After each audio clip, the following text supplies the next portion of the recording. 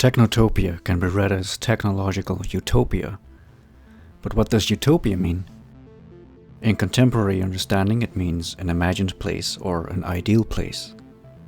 In Greek, however, the etymology shows us that it also means no place, depending on the spelling, as 16th century Thomas More was first to coin the term utopia.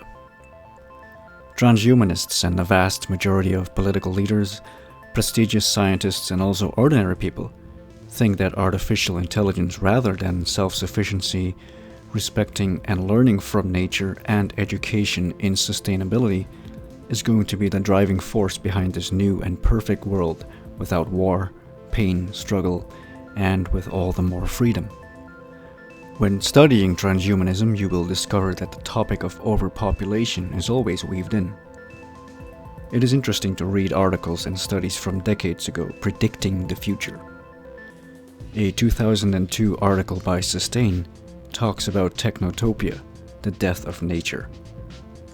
Dan Eder, a scientist at the Boeing Artificial Intelligence Center, notes that, quote, "Human population growth over the past 10,000 years has been following a hyperbolic growth trend, with the asymptote, or the point of near infinite increase, located in the year 2035, end quote.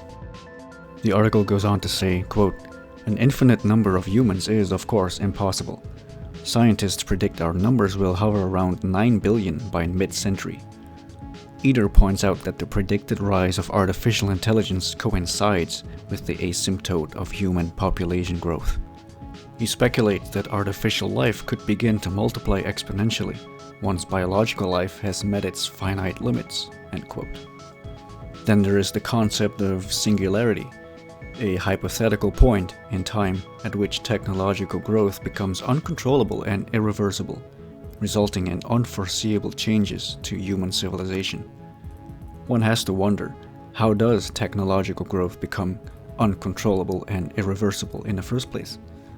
I would argue that transhumanists have a lot of influence over corporations and governments. Their utopia very much consists of a technological kingdom, where nature is only secondary or a means to an end. For some reason they seem to be convinced of the danger and reality of human overpopulation. Various studies have shown that the Earth is in fact not overpopulated. A high-density overpopulated metropolis does not represent the whole planet. Still, transhumanists and various scientists are convinced that we as a species should and will leave planet Earth one day, only to colonize another planet. One has to wonder, however, who will be able to afford the ticket. I'm pretty sure it's not the middle class and also not the upper class. And for those who do remain on the Earth during an end times event, good luck. Inventor and futurist Ray Kurzweil is quite certain of what the future will look like. Here are just a few quotes. "By 2029, computers will have emotional intelligence and be convincing as people. By the 2030s, the non-biological portion of our intelligence will predominate. When you talk to a human in 2035, you will be talking to someone that's a combination of biological and non-biological intelligence." Transhumanists foresee a future where humans and technology will at some point merge and become interchangeable. It would seem like a symbiotic relationship, improving artificial intelligence by adding a human component and improving humans by adding technology to its biology. To transhumanists, humans are simply too emotionally unstable and incapable of bringing peace to the world. Rather, they will invent technology and artificial intelligence that will bring peace and prosperity. Yet the same emotionally unstable humans will be inventing this.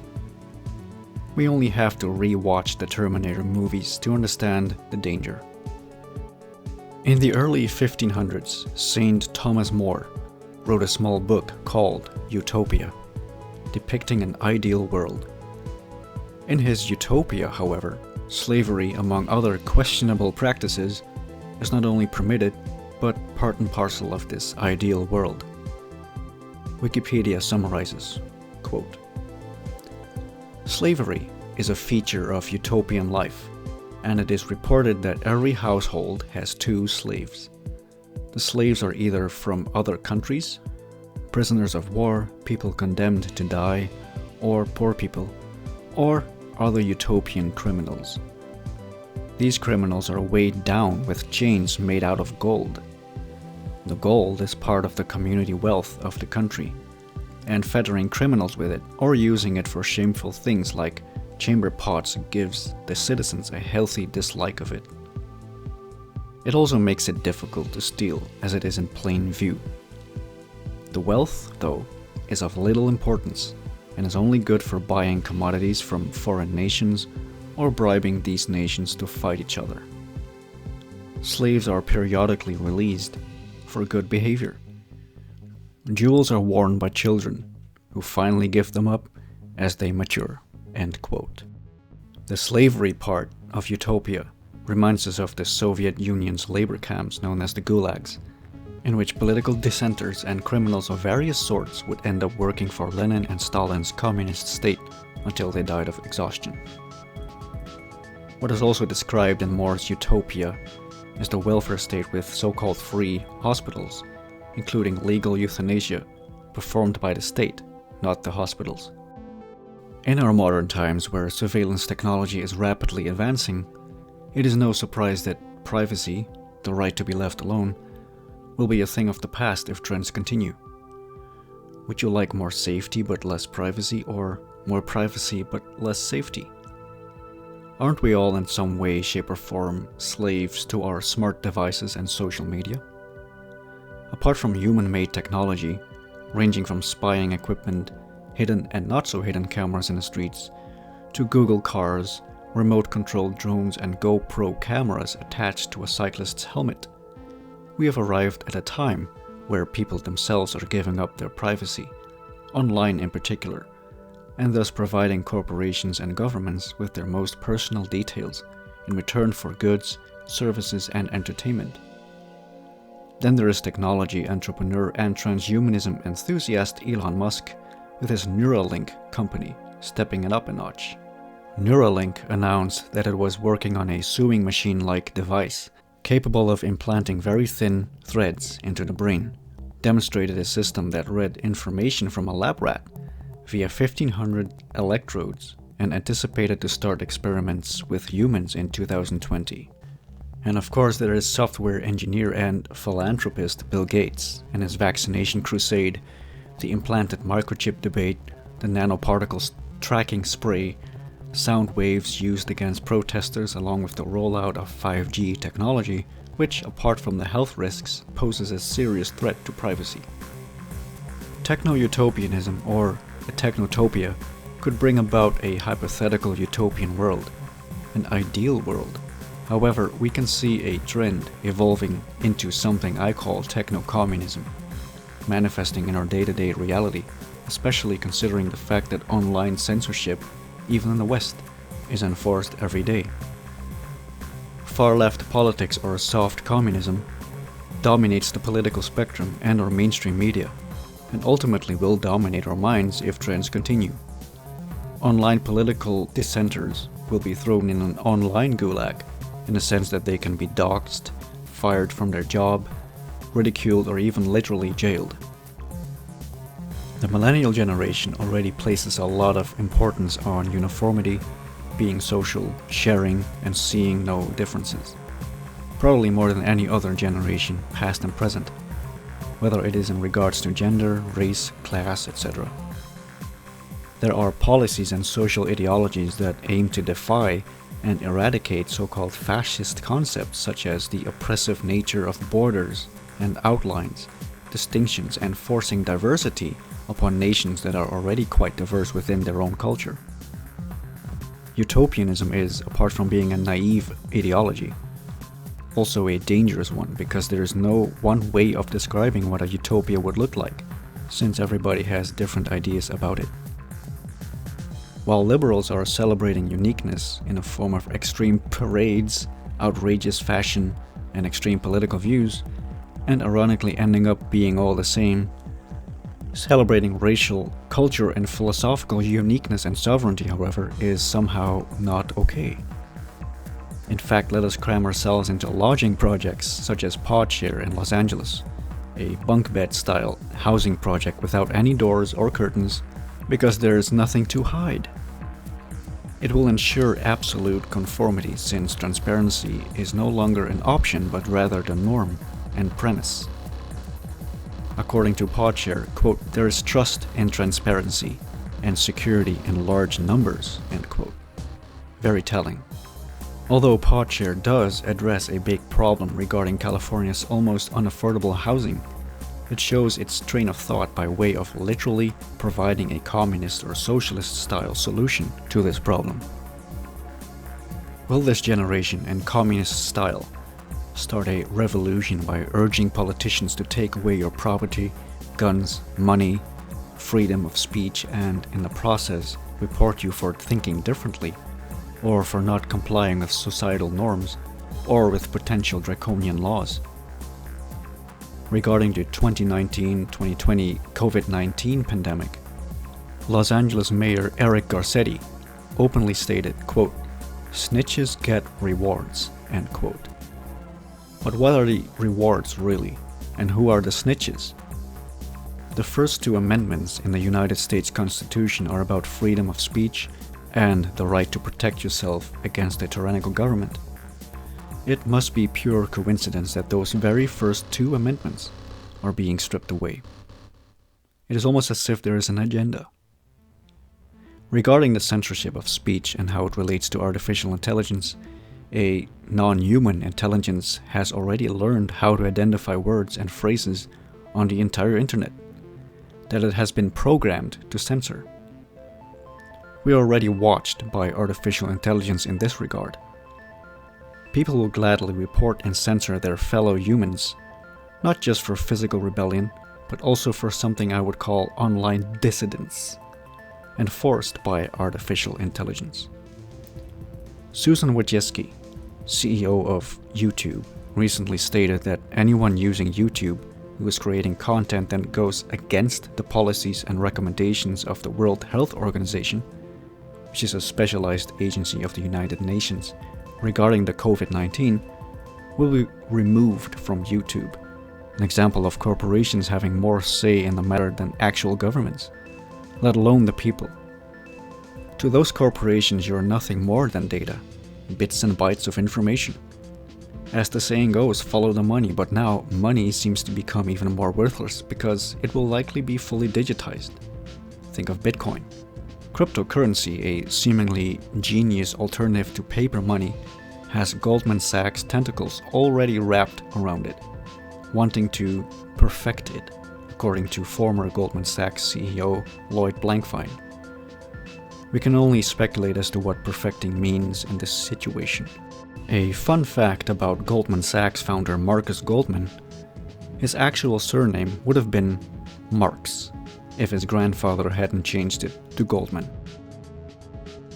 There is an Israeli intelligence unit called Unit 8200, which is part of the Israeli Defense Force. According to the Director of Military Sciences at the Royal United Services Institute, Unit 8200 is probably the foremost technical intelligence agency in the world and stands on a par with the NSA in everything except scale.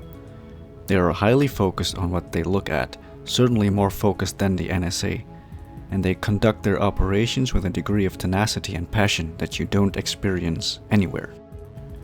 It is comprised of several thousands of 18 to 21-year-old hackers and coders specializing in code encryption and collecting signal intelligence, and was also accused of spying on foreign countries.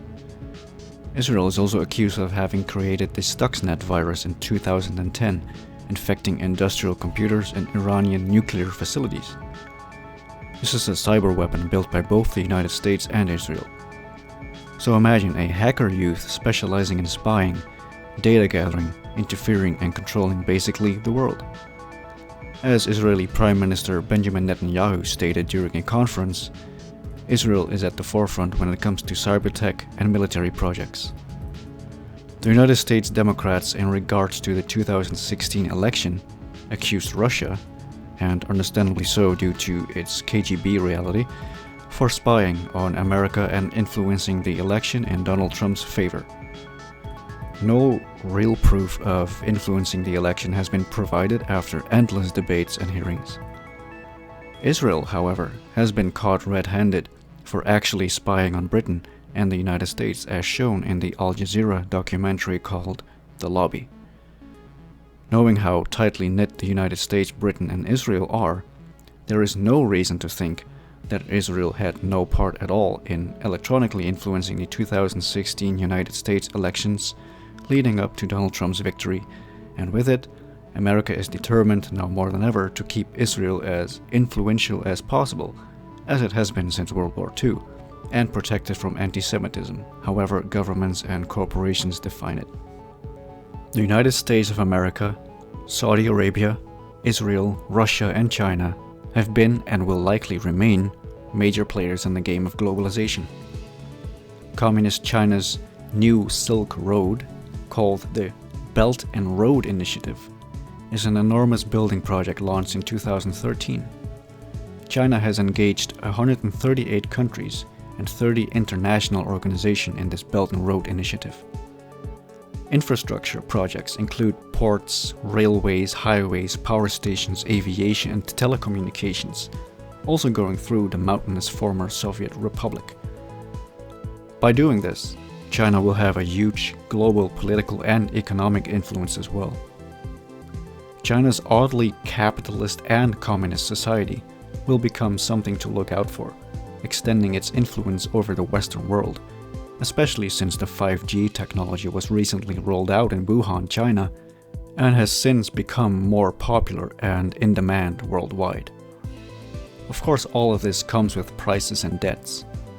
Apart from the prospect of economic gain by constructing the Belt and Road Initiative, there is also an ecological price to pay. Constructing this mega project means the inevitable process of deforestation, possibly endangering animal and human life in the long run.